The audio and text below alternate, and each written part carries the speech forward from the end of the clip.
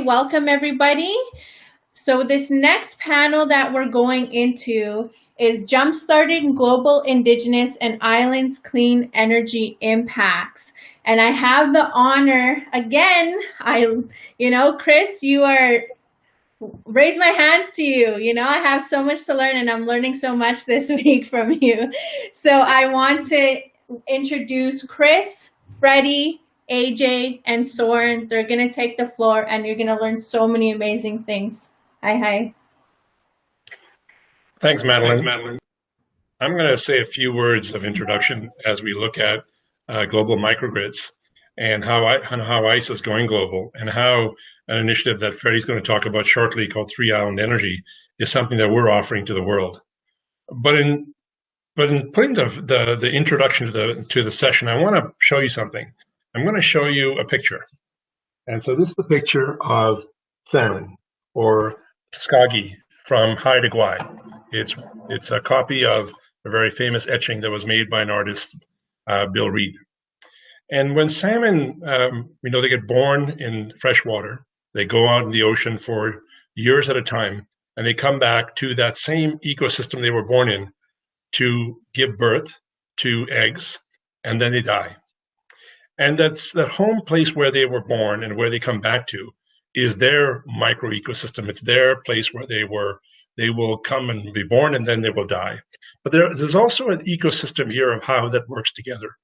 Because what we're trying to do with global microgrids is really look at the community level about how indigenous, island, and unconnected communities around the world can use new technologies so that the energy is for their own local ecosystems. Now, it's about energy, but that's not the reason why Indigenous Clean Energy is promoting microgrids. We're promoting it because we want to advance something called the SDGs, or the Sustainable Development Goals. These are goals that the United Nations has developed over the last couple of decades that say there are certain things that are really important that we really want to achieve. We want to protect life underwater, like the salmon. We want to protect life on land. We want to create jobs. We want sustainable communities. We want gender and inclusion in the work that we do. We want to promote economic development. We want clean, sustainable, and affordable energy. We want to address climate change. And so in the work that we're doing for global microgrids, and you'll shortly see a document we're going to make available to you, which is going to be a dialogue guide, which we're calling Energizing Impact, which is about how you take action on Indigenous clean energy, particularly through microgrids, but also through the other things that are being done across the country in Canada, such that we're improving the lives of people and communities through the Sustainable Development Goals. So that's my introductory statement as to why we're pursuing global microgrids. It's not a trade thing. It's not simply a way to pump it up out there. It's about to have the impact on communities that really makes a big difference. So I'm going to turn it over to my colleague and friend, Freddie Campbell, who's going to take you through this session and tell you what we're doing. Thank you so much, Chris, for that brilliant introduction.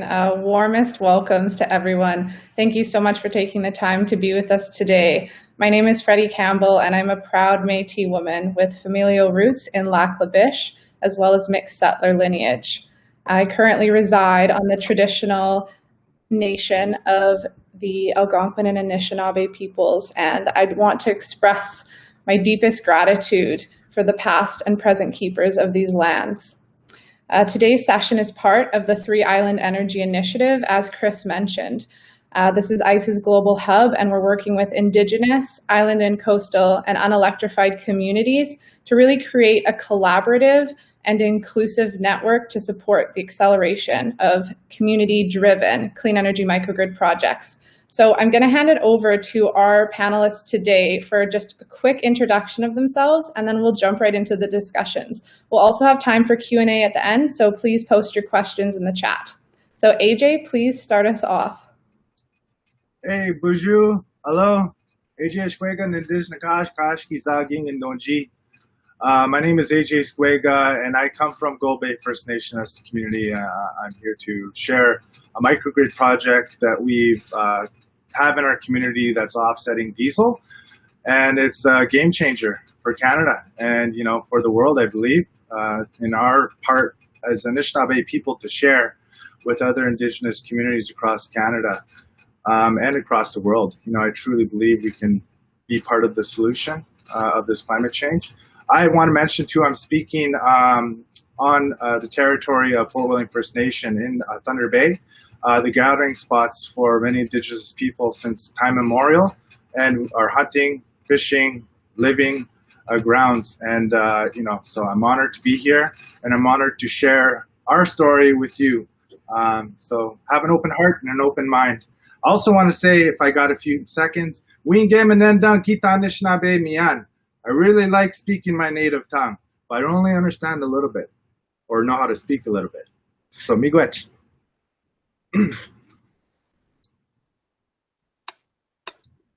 Thank you so much, AJ. Soren, I'll pass it over to you. You're just on mute, Soren, if you could unmute yourself. Yeah. Please. Thank you. There you go. So, velkommen til Samsø, som er en ø midt i Danmark. So I tried my native language as well, which is Danish. I'm from Denmark, and I'm from a small island in the middle of Denmark, where we, the last 20 years, has developed kind of a totally renewable energy island project. And we can now prove that it's possible in a little community to make this total transition. So I'm speaking from that place, which is, by all means, the center of the world. But I'll maybe come back to that. You might think that is in Canada somewhere, and you might be right, but I can truly say that I am from the center of the universe because I live here. It is my home community, and home is always the center. And this is something I emphasize and really kind of underline, that you need to speak from a place, you need to be from a place, and you need to kind of talk from that center, the here of your life. So where is here for you? This is where you do your act and you make your impact. Being global and working with the SDGs, we also need to come back and say, what do they mean in a translated version where I live, and what can I do for my people? Thank you. Thank you so much, both AJ and Soren, for those wonderful introductions. We're so thrilled to have you on this panel today. So to kick us off here, AJ, you have and continue to champion the first fully integrated solar and storage microgrid built from coast to coast to coast. What does sustainability look like to you and your community? And how are these mindsets integrated into your clean energy project? Sustainability to me, and in my words and to my community, is just utilizing what we have around us, and and utilizing it so that we don't take too much or take more than what we need, and utilizing it to as much energy that we need to go on with our day-to-day lives.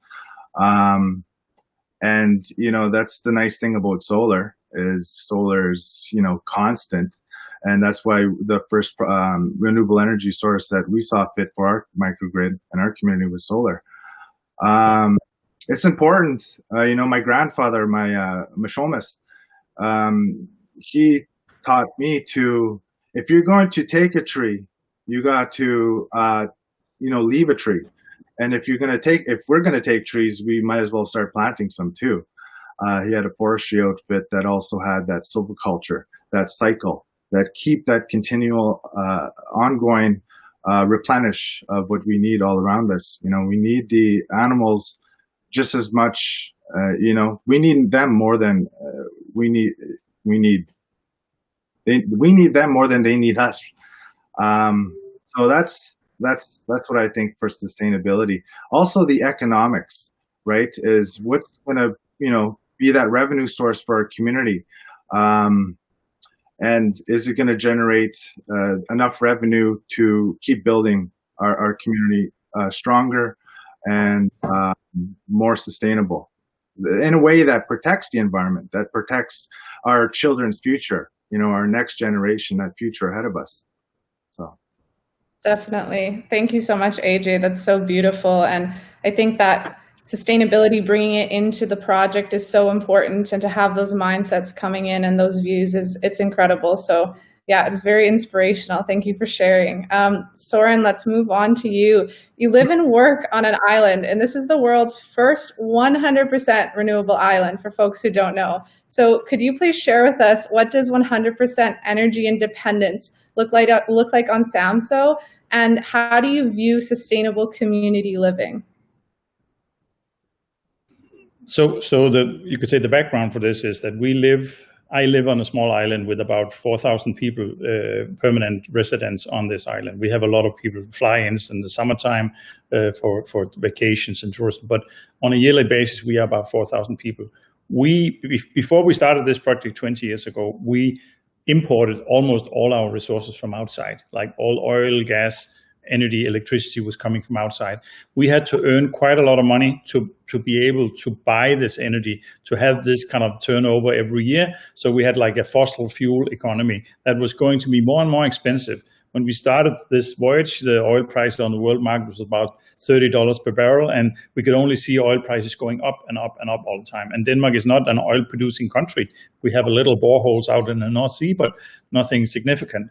So we could see that if we didn't do anything, we would be hooked on oil instead of being independent. So the idea was to fulfill kind of one of the COP meetings before the SDGs, the Kyoto Protocol. My minister, he promised in Kyoto in 1996 to cut down 21% of the present CO2 emission from Denmark. And he said, I can prove that by announcing a local community to fulfill this ambition in 10 years. And we looked at this and said to them, this man is crazy. I mean, we cannot do this. This is going to be a very expensive and very technological project. We don't have the capacity to do this. We are just ignorant hillbillies and rednecks from the outbacks of Denmark. So we turned that upside down and said, okay, let's look at it from our perspective and say, what is the local economy going to look like in 10 years if we don't do anything, like a no-act vision? Then we could see we'd suffer even more because oil prices would go up and the cost of living would be greater.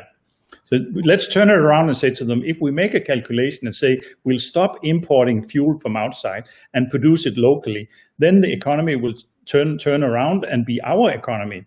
So we started the thinking of circular economy, and then we kind of used this as a metaphor for introducing renewable energy, because a lot of people at that time, I mean, rednecks and hillbillies are a little bit resistant to climate change and renewable energy and this kind of technology. I think it's only for hippies.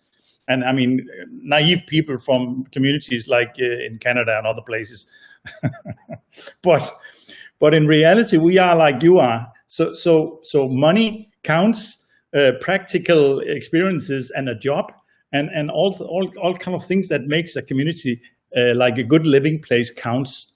So we started recalculating the vision into kind of local jobs, local innovation, the economy of the circular thinking, where we buy the fuel from the next door farmer in straw and wood chips and other things instead of importing oil. And that kind of kickstarted the whole acceptance and local ownership of this also. And thereby we built the wind turbines and the district heating and the heat pumps and all the other things here also, because we then made it affordable, because we earned the money by saving the money in this question also. And we proved our point, because 10 years later, we were then 100% self-supplied, and oil prices went from $30 in 1998 to $130 on the world market in 2008. So it was much better than we anticipated when we started this project, and we proved it also by having a number of good jobs. We had a much better economy, and that farmers were happy, smiling all the way to the bank because of all the money they earned from producing energy to local consumers in the island. So what's not to like here? When you look at 100% sustainable island, it was the old-fashioned calculation model. We saw how much carbon emission do we have from the consumption we had in 1998, and then we said, it takes so much renewable energy kilowatt hours to replace that emission. So it was actually an offsetting model we made here to produce more energy than we used entirely in the whole community by producing surplus production from wind turbine and export what we don't use ourselves out of the community, and then balance the CO2 emission. And in 10 years, we were carbon negative. So we had an emission of minus 3.5 tons carbon dioxide per capita after that. So we could actually send the message back to the minister, said, we did the job. What's next, Mr. Minister? I mean, we're on for some more here because now we built trust and confidence that we could actually do this by proving that it was not so complicated as we could only imagine it when we saw it. We broke it down into kind of understandable pieces, and we learned by doing things here also, and educated plumbers and carpenters and house builders and farmers that we could actually do this ourselves. So we took it home and made it our project, and therefore I can proudly say we are the center of our own adventure here.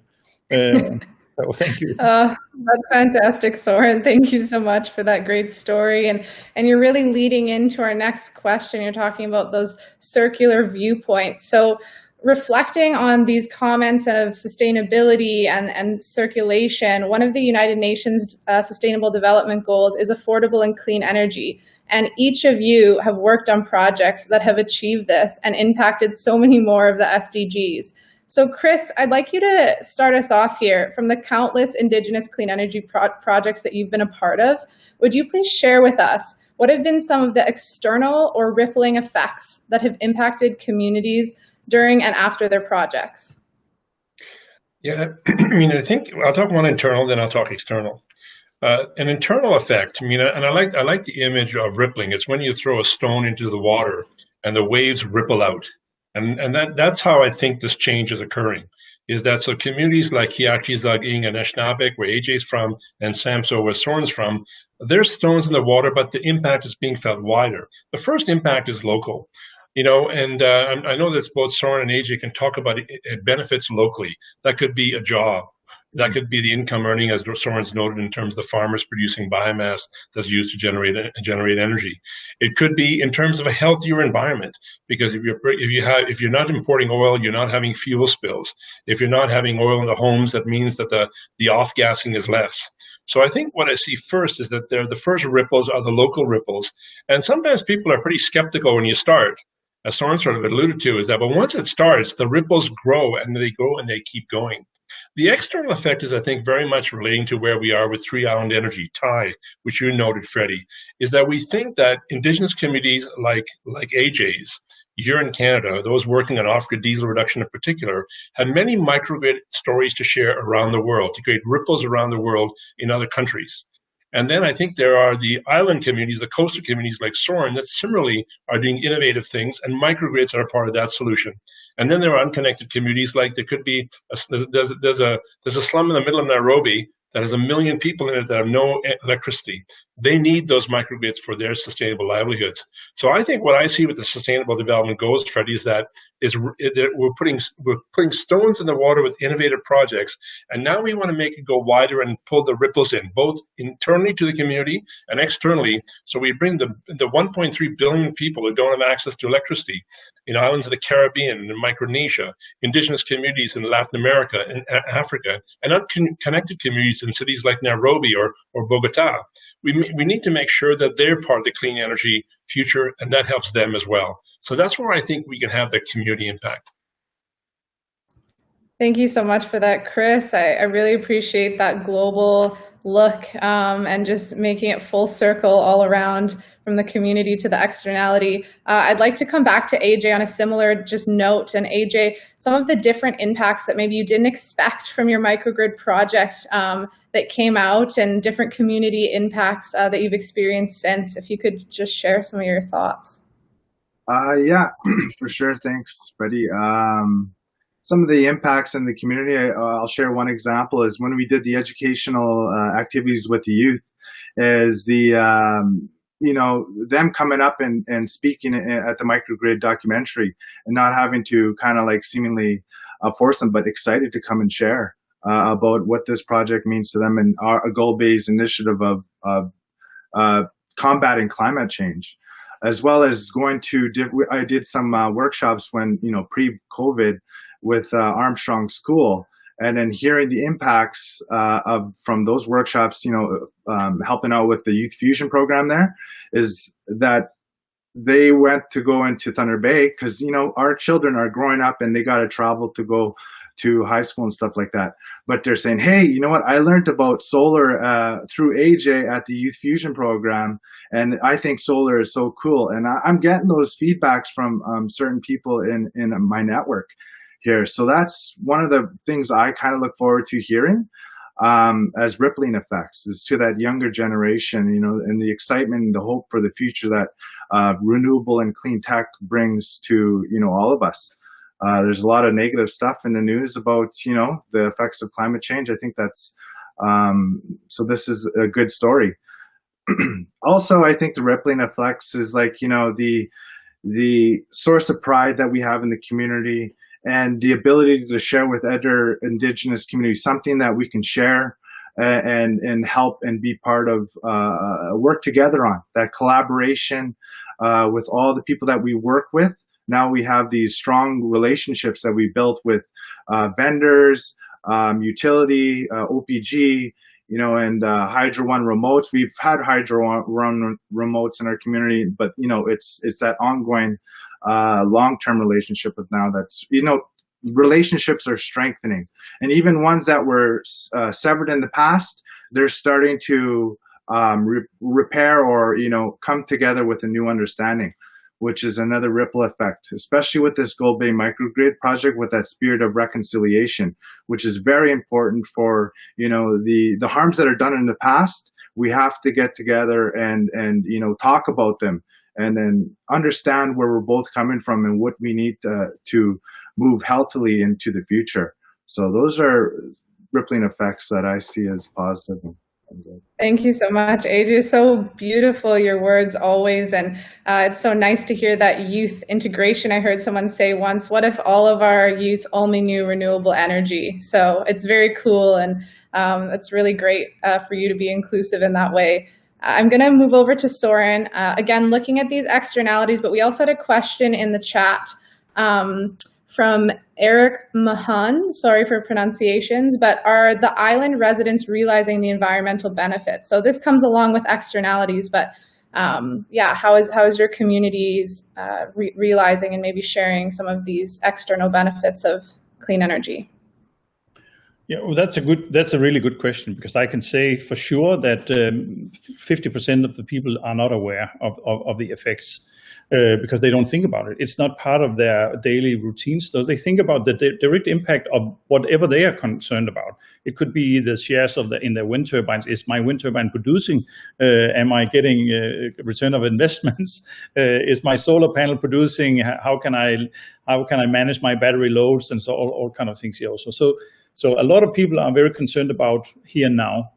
And not so much about the ripple effect or the consequences for either climate or for the environment in itself. But I think that is very easy to understand. And this is also one of my lessons learned in this process, that it is not about getting everybody on board the whole, narrative of change here. It is you need to go to a critical mass of people, where you have like a convincing group of people that kind of are front runners in this transition. And then they'll drag, it's like, I just made this little drawing. I don't know if you can see anything here, but this is my artistic interpretation of a project. This is the boat, this is my community. And in this boat, you install an engine. It's not AJ's van. It is maybe something a little bit smaller, but it's still an engine. And this engine is fueled by something. It could be a fund. It could be local investments. It could be many different things here, and it'll move the community forward. You have a propeller, and this is the energy from this engine. So this is the project, and a lot of people are very concerned about the project. But the project is not interesting if you don't see the ripple effect. The current that is occurring on the side of the hull of the boat, and the drag of water behind it. Everybody who sailed the boat know that the drag of the boat is also taking kind of a lot of energy out of it. But this energy is then translated into ripple effects and spin-offs. And this is where people can see the impact. That this is creating something that is interesting for a wider group of citizens or local community members here also. And then it becomes a climate project, which is maybe more cultural value than units of climate change or BTUs or carbon dioxide and all these scientific things here also. So I think what I appreciate is the ownership of the transition, seen from many different perspectives, in the center of what we call here, which is my place here, right here. We do this, and then it grows from there. And I like that, because this can be multiplied a billion places in one place, and then the local becomes global, because this speaks into the same context, the same need for evolution, kind of a biological thing. I have another image behind me. It's the other way around. This is kind of a natural image of, it could be your lungs, it could be a river, it could be many different things here also. And it has a natural evolution. It starts with a little drip of water, and then it becomes kind of a natural diversion of things here. Also, it has its own energy, and it's born out of gravity and mass. And this is if you can create this image here also, then people could just follow one of the flows and become the flow. And this is kind of how I want to interpret it, because you need to have these images for people. Because if it becomes too political or too scientific or too technical, you lose 80% of the participants in this translation. Thank you, Soren. You always have the most wonderful and eloquent analogies. I've seen some of the chat just saying, yes, totally agree. Yeah, definitely. It's such a great way to look at it, all of those rippling effects and starting in one place and growing. Looking at starting from one place and moving forward and creating more, each of you, AJ, Soren, Chris, you've made such a myriad of impacts in your own and other communities. So if you could just dream big, as most of you do, I know, and how would you see Indigenous and community-led energy projects making an impact on a global scale? So don't limit yourself here, just how do you see it making a huge impact? AJ, we'll come back to you. How do I see it on a global scale? I wrote down, we're already sharing what we know with this conference on a global scale. We have people from across the world here, and I can see these impacts. And I know some of my mentors, Chief Gordon Planis and others, went to Australia to go speak about renewable energy projects and the projects we're doing. And I can't help but feel, I'm just a small little, a pebble on a beach, as some would say. Creating change. What can I do? But like that ripple effect, or that small little, the hummingbird, as some may have heard, we do it the best we can, and then that just grows from there, catalyzing from one person to another and growing, and seeing that, and then all of a sudden we start to see that change all around us. I never thought that I would be able to be sitting here 3 hours or 3 years ago on this panel. And now look at me, and I still can't believe it. So how I see this Indigenous, this community-led projects make an impact on a global scale is by sharing and by being there and by stepping up and by from community to community sharing it, with the help from ICE, of course, because you guys are just so good at it, and girls. But, and I see it, and I already see it happening. And I never thought, and seen through this conference, even some of the comments saying that, I'm so proud of all these other projects from other catalysts and other Indigenous people across Canada that are making these impacts and being successful in their projects. And then some of them are coming and saying, you know what, you're doing awesome work and you've inspired me too. And I'm like, wow, never thought I would feel that or be that person. So just because you think you're a pebble on the beach, don't think that you're not a rock, because you are, and you rock. And Indigenous people, what better people with those intrinsic values to take care of Mother Earth, think about the next 7 generations, think about each other. We've been through a lot and we're resilient. And now's the time. There's a lot of good positive change happening. I can feel it. So, big glitch. Thank you, AJ. You're such an inspiration and such a representative. And I know you have done quite a few speaking events for ICE and for others. And it's truly beautiful to be spreading your work and your values all around the world.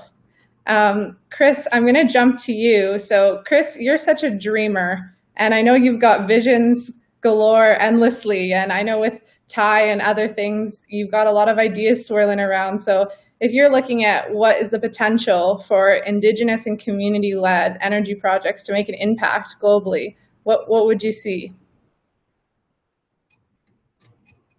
Oh, you're on mute, Chris, sorry. You know, Freddie, the history of energy, as I've said before, is a colonial history. It's been largely run by large corporations, governments, and large money. And I don't think we can get to a clean energy future that truly is climate friendly without community organizations and communities being part of the change process. And that, to me, will define decolonialization. And I think what I've seen here in Canada with communities like AJ's and in places like Europe with communities like Soren's is that when you look at the programs, for example, like the Rural and Remote Communities program with NRCan that's helping remote communities move away from diesel, it's decolonializing energy. And I actually think that if we're going to combat climate change, we have to have huge scale community ownership so that there's a community vested interest in a clean energy future that is truly carbon friendly, that is truly addressing climate change. And if we don't scale up to this at scale, so what does that mean? So you may take, for example, let's look at the Caribbean and all the islands in the Caribbean. They're still very reliant on fossil fuels. But you know what? For those of you who've been to the Caribbean, there's a lot of wind and there's sure a lot of solar. There's no reason why, with the technologies we have today that allow microgrids, which is generation, storage, and distribution, and the technology that manages all that, there's no reason why all the islands of the Caribbean couldn't be 100% renewable energy. And they're paying money out of their pockets, just like Soren's Island, Samso did for years, to other people. They pay it to big energy interests. Why don't you pay ourselves? And I believe that what we can do is scale with microgrids globally through Three Island Energy. And there are thousands, tens of thousands of people working around the world on this. Let's collaborate together, Indigenous, island, and unconnected communities, so that we will not just have thousands of projects, we will have millions of projects within 10 years. So then it becomes a fundamental part of the global climate solution. But more importantly, it's decolonialized energy. It's created the true abundance of benefit locally that has a whole series of elements of economic, social, environmental. And that's the vision I think we want to pursue, but we got to do it fast. We can't do it slow.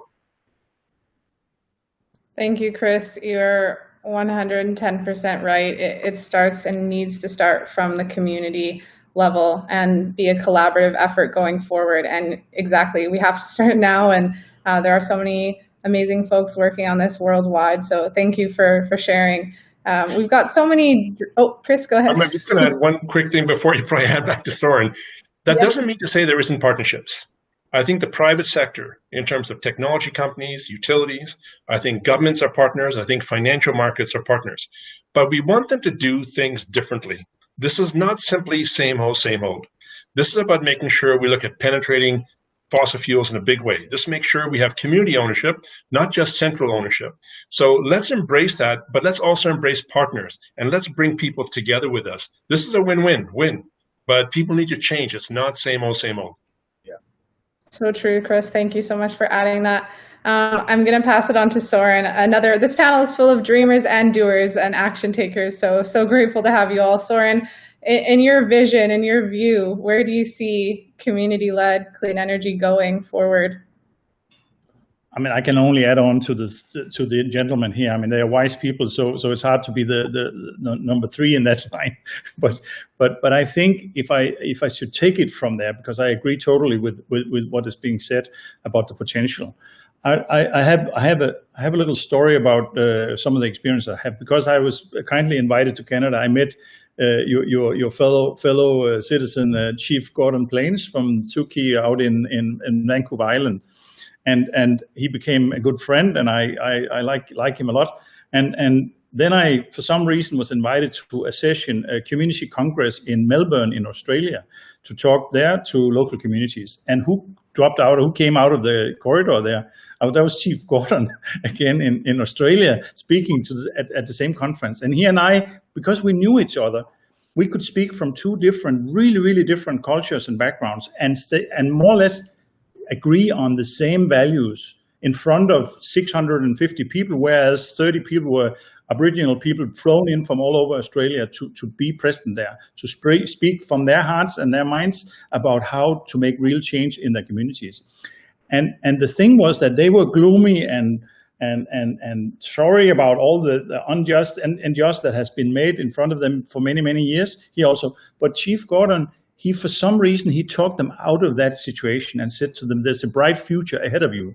And I kind of used my inspiration here also to say to them, and there's some solutions we can work out for local communities as well. So seen from two different points of view, the cultural background, the long history of being part of nature in a local area, and then the new solutions in a decentralized structure here could actually point in the right direction at the same time. And we made these guys, the Aboriginals, the 30 guys, stand up on the podium, and in front of the whole crowd there, they said, we have been here for 50,000 years, and we believe that we know how to live in Australia. So maybe we can teach you something you can use for the future challenges when the climate is going to change here also. And I loved it because it was so true, and everybody was applauding and everybody was happy about it. Even, I mean, the most conservative business guys, they loved the feeling in the room because we talk from another place than we usually talk from. So I think there's a global narrative of change that we can fill in some gaps with in our translation. I just received this book. I mean, this is important. This is it's Sand Talk, How Indigenous Thinking Can Save the World. It's a great book, and it's a podcast also as well. Tyson Yukonporta, he's a really cool cat, and he speaks from a place that has a lot of depth and insight in this also. So if we combine this modern possibilities of technology and the need for financial sectors to invest in the microloan area, because they don't know what to do with all the money. So we need to find ways for them to allocate and invest in local projects again, instead of investing only in centralized big global crazy stupid projects. So yes, I certainly think there's a role for indigenous local communities to be the narrative or be the practical example of the narrative we need. So, and then the UN will have to look in our direction and do something about it. Thank you so much, Soren. Yeah, I could not agree more. Bringing Indigenous voices to the stage, especially of climate action, because Indigenous peoples have been caring for the land for generations on generations. So it's so important. And all of your comments about sharing and community and really driving it forward, your visions are so truly touching, and it's incredible that you're all taking action in these areas. So before we jump into our next question, audience, I'm just going to put a poll up on the screen. If everyone could just take a minute or so to answer it. So it should be loading. So how can we better connect with global Indigenous and coastal and unelectrified communities? If you could just type in an answer, it doesn't have to be long, just even quick words, it'd be much appreciated. You can also reach us on the ICE network. We've got a Thai exchange, it's called, where we can communicate and really build our community virtually. Also, please feel free to reach out to myself on any more questions about Thai, and all of the speakers as well are always willing to take questions via email. So yeah, please let us know for sure. And again, thank you for everyone for your questions in the chat. We're seeing them, and we will definitely have time to get to them at the end. So please feel free, if there are any more, to just pop them in there.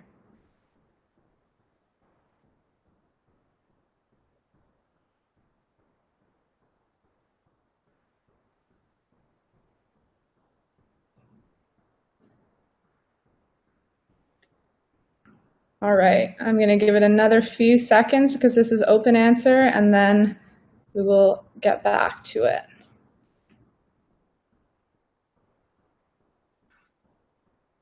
Okay, I'm going to close up the quiz. Thank you for all of your answers. If you didn't have time to finish, I apologize, but please feel free to post in the chat as well. Okay, should be coming back here. All right, moving ahead. AJ, Chris, Soren, all of your answers of the last question, you were mentioning some things that we need to do moving forward. So if looking ahead, what do you believe are the key areas and key things that need to occur to accelerate a successful clean energy project that is community-led and or partnered? So AJ, I'll head back to you to kick us off again, please. Okay, thanks, Freddie.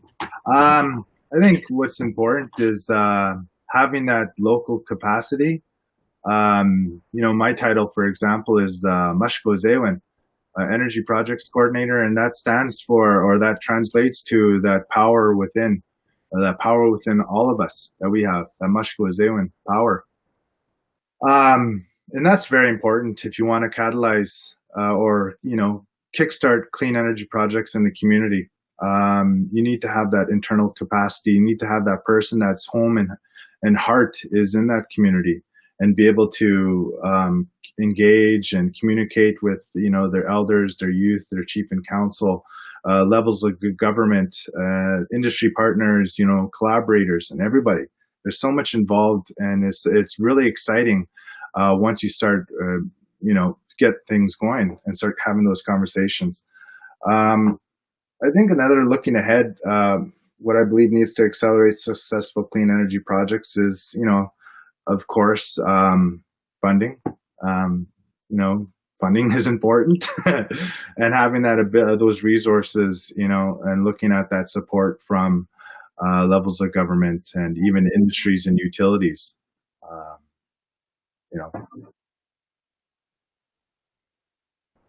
Thank you so much, AJ. Yes, just more agreeing on my front. Soren, how about in your view, what do you see as being key areas that need to occur, key things that need to occur to accelerate this transition? What I see here in the western part of Europe is unfortunately like a more and more centralized energy production, because technology is being more and more successful, which means that the wind turbines we used to install was like 1 megawatt and smaller, and they were suitable and able to be connected to a local grid without making too much fuss out of it. Today, the average wind turbine in Denmark erected is more than 3 megawatt. So these turbines are so big that it's not as easy as it was, or almost impossible, to make a local investment portfolio in this respect.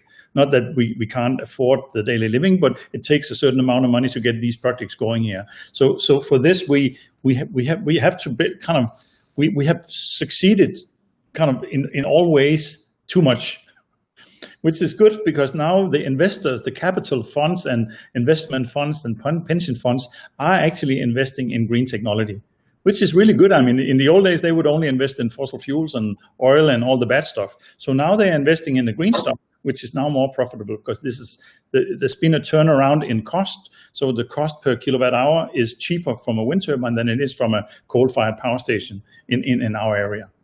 So we succeeded. But the problem is that we are moving the projects away from the communities now, out in the ocean and in the big parks and big installations. So I need a reinvention or establishment of local ownership. That you actually look at the heat pumps and the solar and the battery storage and make local, not isolated, but local independent projects where people can administer their own economy. And we can have neighbor energy plants and neighbor projects. We call them near heating system, where you have like 10 houses connected to a heat pump and then a distribution system or whatever. I mean, little projects that will fulfill what we need here. So the next level of evolution has a two-phased evolution, which is one big production unit, which is kind of serving industry and the big loads, and then local solutions that is much more intelligent and smart and future-oriented, so we can administer and handle them. And for this, we need education, we need a political framework, and we need, like AJ also said, funding for this to happen, make an economy that is acceptable and affordable for local communities, which is kind of, sometimes if you're a front runner in technology, it's more expensive than what's on the market. But on the market, you have like the competitive energy companies trying to sell you cheap electricity from industrial production, like far away. So we need brave politicians who will stand up and say to them, we need a whole country to do this. And for this, we need all communities in this country to have the same connection to the system administration, but in maybe different technologies and different aspects. You're so right, Soren. Yeah, thank you for those comments, and just really bringing it back to that community level again, right? And focusing on community needs and how we can create sustainability amongst that and from those roots. So Chris, I'm going to pass it over to you.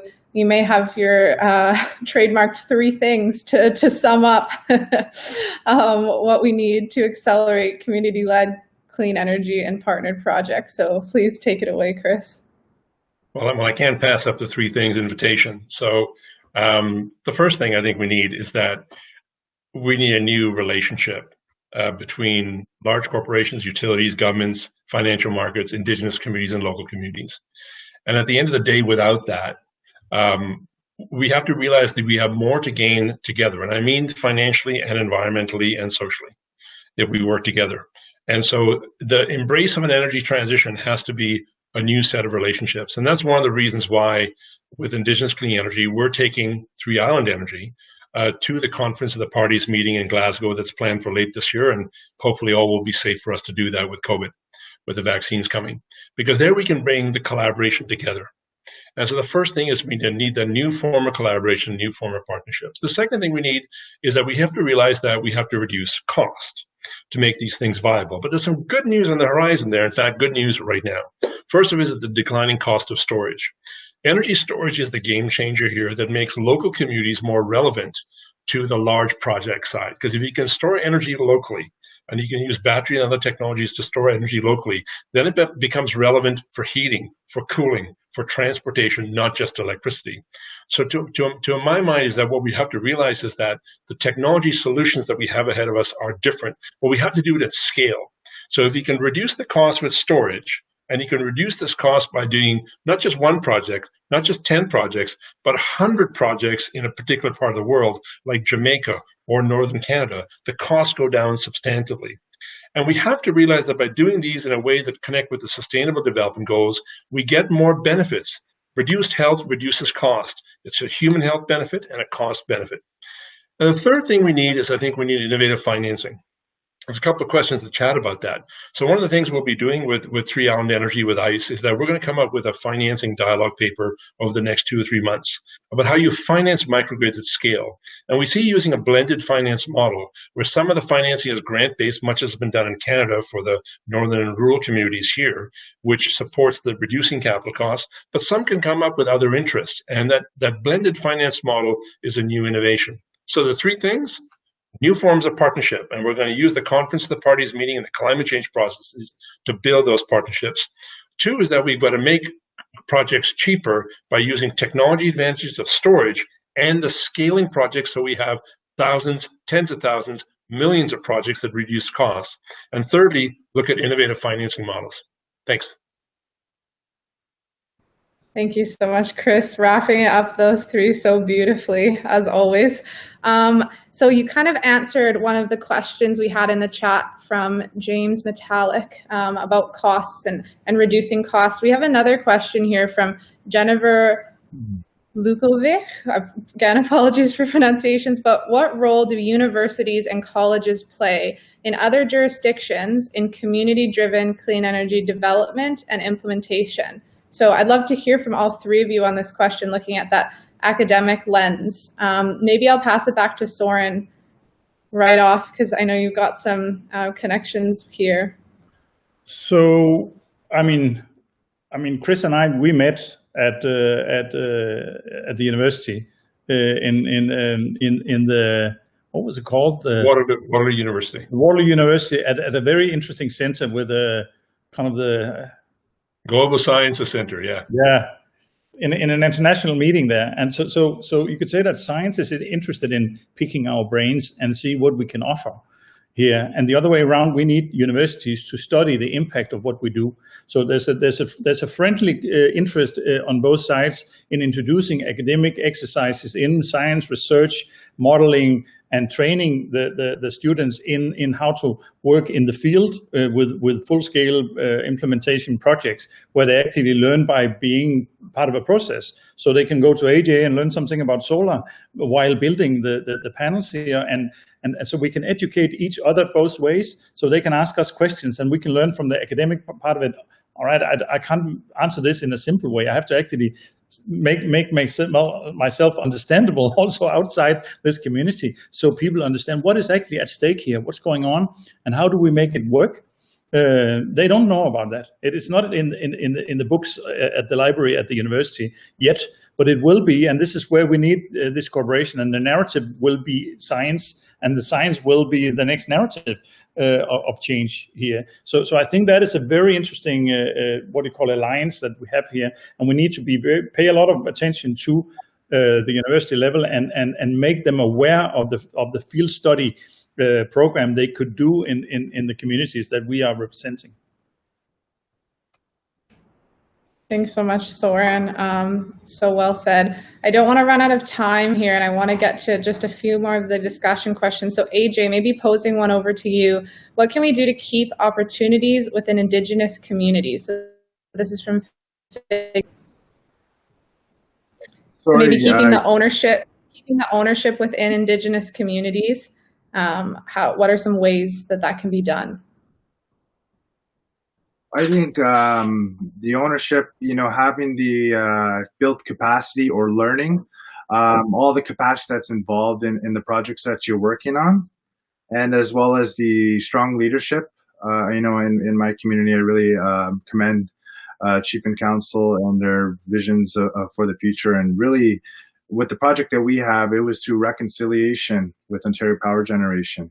And you may want to check out, and I could leave it in the comments or maybe someone else, but there's a really good documentary that Aphrodite Salas and her team at Concordia University, or students, did on that whole reconciliation story of the microgrid project. And, that's important when utilities or governments are, working with First Nations and understanding, having that strained relationships from the past and how do we move forward. Well, you got to talk about that. You got to understand, and you got to apologize. But it's not just apologize and then it's where you're good.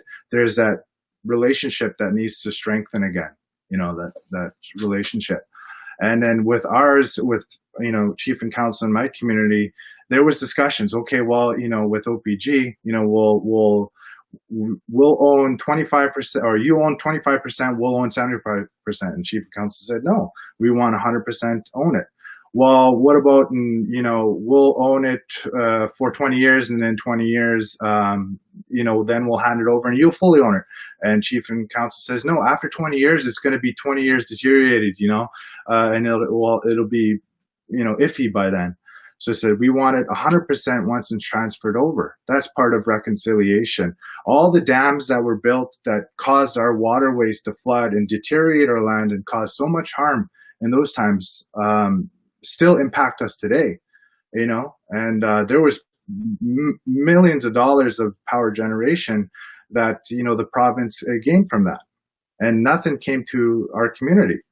So that's part of that reconciliation, as well as economic reconciliation.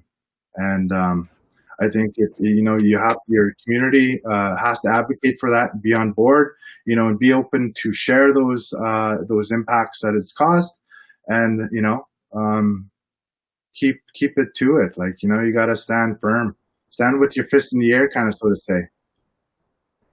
That's so great, AJ. I love that. That's strength, really rooting in strength, and again, bringing back that theme of good partnerships and taking the time to build those relationships. As we're coming to the end here, thank you again, everyone, for your comments in the chat and Q&As. I'm just going to do a circle kind of round table of final thoughts and remarks from our incredible panelists today. Thank you all for taking the time to come on. So if you had any last minute things to say to our audience, I'll go with Soren, AJ, and then Chris to end us off. Thank you. All right. So that's a tough one for me. I mean, as a very a short note, well, I appreciate being invited. It is very nice to be amongst friends, and I hope that I can say that, because I'm from far away.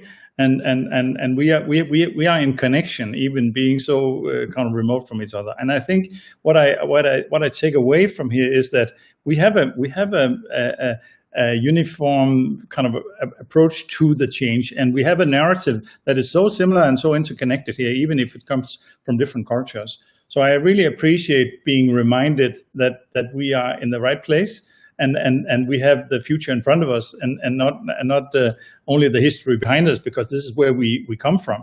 But this is a good point for me to say thank you for everything you do and for setting this up. It is amazing what you can achieve when you strengthen yourself a little bit and work with a guy like Chris. I mean, it must be hard on you, but I feel sympathy because it works, and this is where we are familiar, and it gets the same feeling. So thanks again, and good hope and spirits high for the future. Thank you. Thank you so much, Soren, for those final remarks. I'll pass it over to AJ for yours. I just want to say thank you, for everybody that's tuning in. Thank you to Chris and the ICE team, Chimigwich, big Chimigwich, to the MCs as well, keeping that energy up. I think this is such an awesome, like Soren was saying, like the spirit building is certainly, I felt like throughout the week, just the high energy and to be able to collaborate or to get together on this social gathering. I just want to say that this has been awesome, and out of all the online conferences, this has just been fantastic, as my Nokmas would say, fantastic. So I think this is good, and we got a lot of work ahead of us, and it doesn't seem right now that we're slowing down or that we've got a few, leaky faucets or whatever, or leaky wheels. Sorry, but we're running. We're running now. We're doing good. So I think this helped me gain some charge, and I'm so proud of everybody else in this network. I'm proud of you, Soren, Chris, Freddie. Thank you. These new faces that I'm seeing, and they're just so full of energy. So awesome. So miigwech. Thank you so much, AJ. So wonderful. Chris, I'm going to pass it to you for your final words. I think gratitude is a very important sentiment, and I have gratitude, deep gratitude for the friendships and the collaborative approach we're taking. And I want to invite other people to come into that community of gratitude. We need the companies that are technology firms like Schneider Electric. We need the large companies like Suncor, who are mainly in the oil and gas business, but I want them to be more and more in the renewable energy business.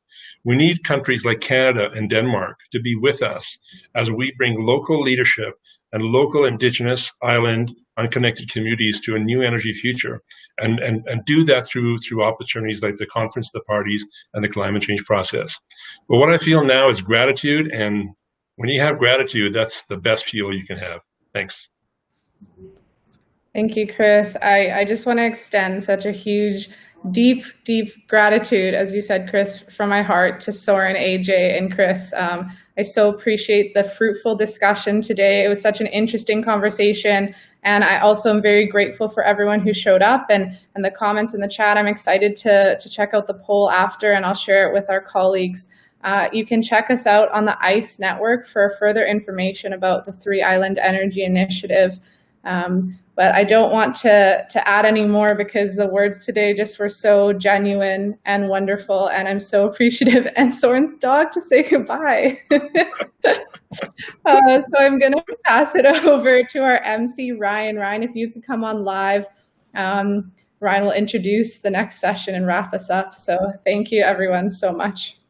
All my relations. Awesome. Thank you, Freddie. What a great group of panelists here, a group of dreamers, change makers, and I was really inspired, really touched me. And there's a lot of great analogies throughout this, but the one thing that I kept hearing was the ripple effect. And I know the work that you guys are doing is going to be a huge change. There was about 100 people in this meeting throughout the course of this panel. And I know you touched all of them. You planted seeds in their minds and in their hearts, and that ripple effect's gonna grow. It's gonna grow exponentially. There's gonna be a lot of change, and I agree that partnerships are very important in this field. And another thing that I gathered is clean energy is a form of decolonizing, and I know that we're gonna start moving towards that, decolonizing and growing and having great partnerships in the future. But with that, I'm going to close this session, and we have about a 15-minute break, and then we're going to jump into our next session with Candy Palmeter, Comic Relief. So you guys want to stay tuned for that. It'll be a lot of fun. Yeah, come and listen to Pine Candy. It's going to be a riot. You know, she's even funnier than Soren. Of course she is. Oh, thanks so much, everyone. Bye now. Bye.